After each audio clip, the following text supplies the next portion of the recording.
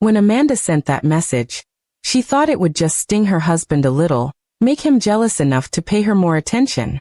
They'd been married for 6 years and lately, she felt he was becoming distant, always focused on work, tired, and not as playful as before.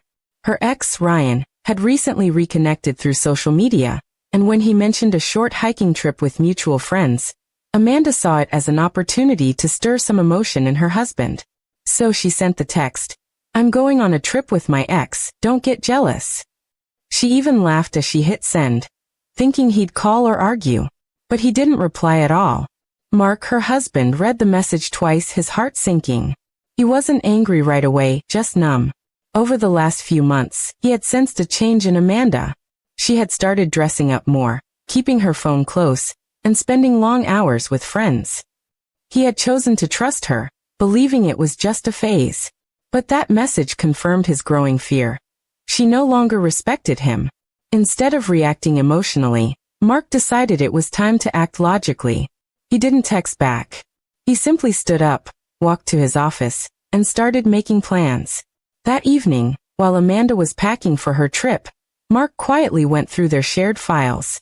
Their home, car, and savings were all under his name since he had bought them before marriage. He'd always been generous, but he wasn't foolish. He transferred a portion of their joint funds into a separate account and called his lawyer friend, Eric, explaining everything. Eric told him exactly what documents to prepare in case things escalated. Mark listened carefully, noting every word. By the next morning, everything was ready. Amanda left early, barely saying goodbye. Mark only smiled faintly and said, "Have fun." His calm tone bothered her, but she shrugged it off, thinking he was pretending not to care. She posted pictures from the road, tagging Ryan and laughing in captions. To her, it was harmless fun, just trying to make Mark jealous. But while she was posting, Mark was doing something she never expected. He packed his essentials, took their wedding photo off the wall, and stored it away. Then he drove to his parents' house, leaving her a short note on the kitchen counter. "Take your time with your trip. Don't worry about me." He disconnected her access to their joint credit card and froze her secondary bank account card. When Amanda stopped for gas and tried to pay, the card was declined. She tried again, same result. Then she noticed several missed calls from unknown numbers. Her heart started racing. She called Mark, but he didn't answer. Text after text went unread. By the time she reached the hotel, Ryan noticed she was no longer in her usual mood.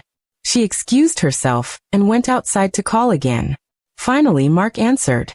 His voice was calm but cold. "I hope the trip's worth it, Amanda. I won't stop you from being with whoever you want. But when you come back, you won't be coming home." Her breath caught. "Mark, it's not what you think," she began, but he cut her off. "I think you made yourself clear in your message." The next morning, Amanda drove back alone.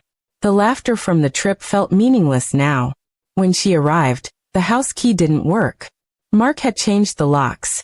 Through the window, she saw that his things were gone, his clothes, his computer, even his toothbrush. A sense of dread filled her chest. On the table, next to the note she'd left about going with her ex, lay a new one from Mark. When someone plays games, they shouldn't be surprised when the other person stops playing. She tried calling him again and again, but Mark didn't pick up. Instead, she received an email later that evening. It contained a copy of their separation papers and a short message. "You said don't get jealous. I listened." Amanda broke down. The weight of her actions hit her all at once. She hadn't actually done anything physical with Ryan, but she knew emotional betrayal was still betrayal. For weeks, she tried to apologize, sending long messages about how it was just a misunderstanding. Mark read them all but never replied. His silence hurt her more than any angry words could have. Friends started to find out, and soon, the truth of her trip spread through their circle. People whispered, and Amanda withdrew from everyone. Mark, meanwhile, focused on himself. He started exercising, spent more time with his family, and even took up hiking, something Amanda had always wanted to do but never truly committed to. His peace returned slowly but surely. He realized he'd spent years trying to make someone happy who only valued attention, not love. Months later, Amanda saw him at a cafe, laughing with a woman she didn't recognize. They looked comfortable together, the way she and Mark once did. For a moment, she thought about walking over and apologizing again, but when she saw the genuine joy in his eyes, she froze. She realized she no longer had any right to be part of his happiness. She walked away quietly, her own reflection in the window reminding her of everything she'd lost. Her message had been meant as a small spark to reignite attention, but it had burned down her marriage instead. Mark's revenge wasn't loud or cruel, it was silent and final. He simply let her live with the consequences of her own game.